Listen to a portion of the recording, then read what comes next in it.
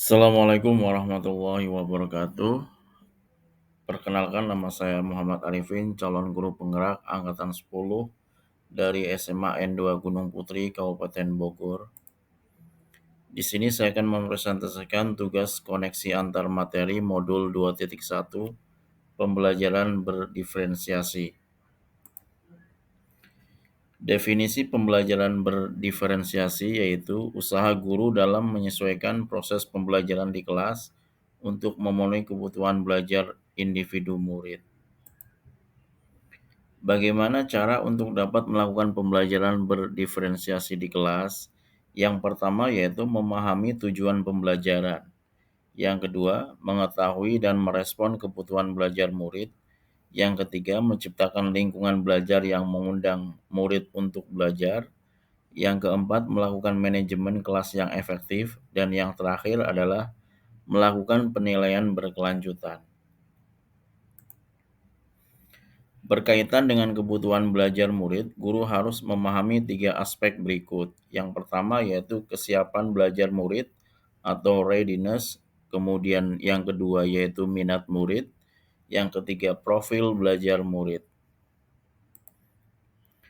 Kesiapan belajar yaitu mengharuskan guru untuk menilai pengetahuan awal dan menentukan apa yang telah murid ketahui dan di mana murid berada.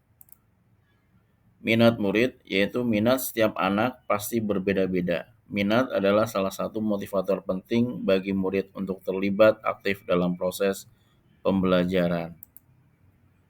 Profil belajar murid, lingkungan, budaya, gaya belajar, kecerdasan majemuk.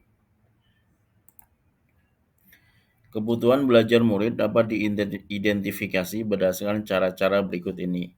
Yang pertama yaitu mengamati perilaku murid-murid, yang kedua mengidentifikasi pengetahuan awal, yang ketiga mereview dan melakukan refleksi terhadap praktik pengajaran, yang keempat berbicara dengan guru, murid sebelumnya, yang kelima membaca rapot murid di kelas sebelumnya, dan yang terakhir menggunakan berbagai penilaian formatif dan diagnostik.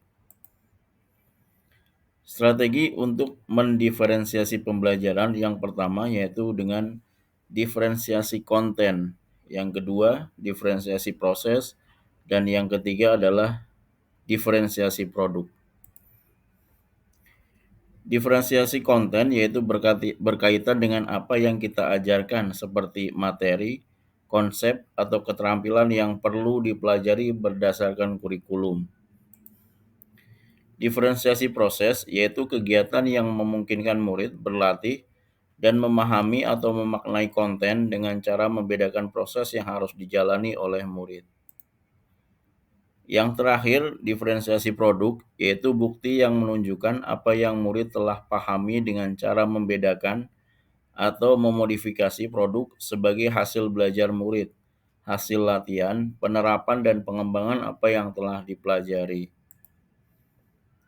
Adakah keterkaitan antara modul pembelajaran berdiferensiasi dengan modul-modul yang lain?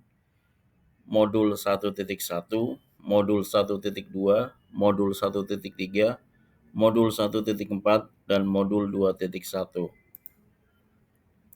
Modul 1.1 dengan modul 2.1.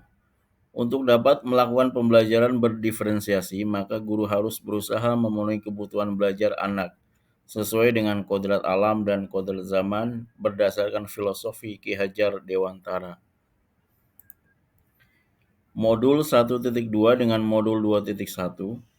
Dalam melakukan pembelajaran berdiferensiasi, seorang guru penggerak harus berpihak pada murid, reflektif, mandiri, kolaboratif, dan inovatif untuk menciptakan pembelajaran berdiferensiasi agar dapat memenuhi kebutuhan murid. Dengan demikian, seorang guru penggerak dapat mewujudkan kepemimpinan murid dengan menuntun murid merdeka belajar.